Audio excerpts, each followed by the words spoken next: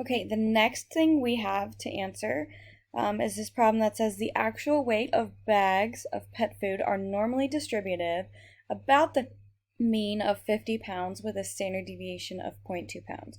So when they're filling up your pet's food bags, they're doing their best to get 50 pounds in it, but sometimes they're a little bit above or a little bit below 50 pounds. Sometimes they're about 0.2 pounds away. So, our question about what percentage of bags of pet food weigh between 49.8 and 50.2 pounds?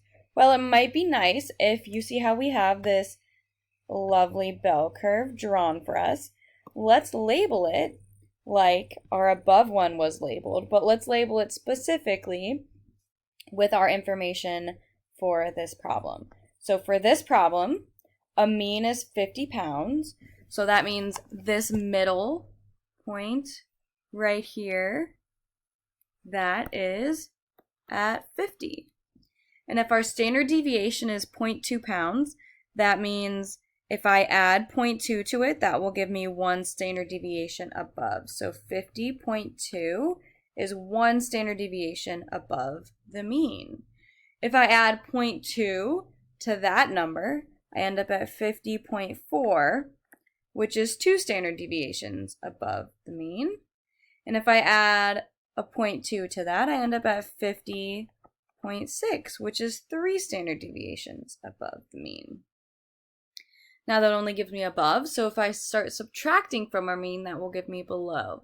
So 50 minus 0.2 is 49.8.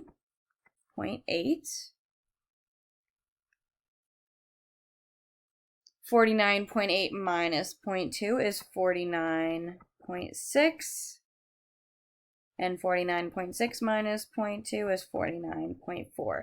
So that is all of our data. That is three standard deviations below and above the mean. What might also be helpful for you if you write out your standard deviations rule. So one standard deviation is 68%. Two standard deviations is 95%. And three standard deviations is 99.7%. Okay, so the question we were asked is about what percentage of bags of pet food weigh between 49.8 and 50.2 pounds. So how many standard deviations away from the mean are we? We are just one standard deviation away from the mean. So we're one standard deviation, which just like we said up here, is 68%. So about 68% of bags of pet food weigh between 49.8 pounds and 50.2 pounds. The next question about what percentage of bags weigh less than 49.8. So if we know that 68% of our bags weigh in between 49.8 and 50.4 pounds, that leaves 100 minus 68, or 32% of our bags are on the outside of that don't weigh in between those categories. And since this is a symmetric curve, there's the same amount of distribution on both sides. So 32% divided by 2 is 16%.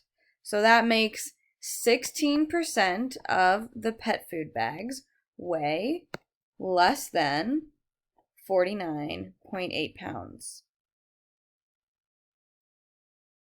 And then our final problem here says, in a group of 250 bags, what percentage of bags would you expect to weigh more than 50.4 pounds? So here's 50.4.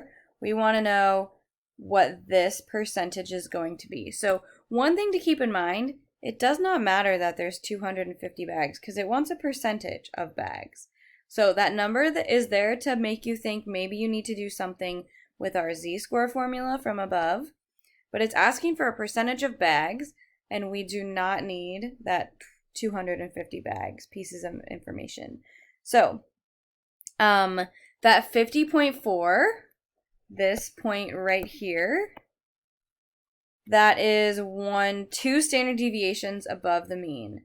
So if it's two standard deviations above the mean, 95% of our data falls in this red shaded area that I am doing right now. So if 95% of our data falls within this red shaded area, that leaves 5% for the tails on the top and the bottom, but it only wants the top, the bags that weigh more than 50.4 pounds. So divide that by 2. We get 2.5% of our bags are expected to weigh more than 50.4 pounds.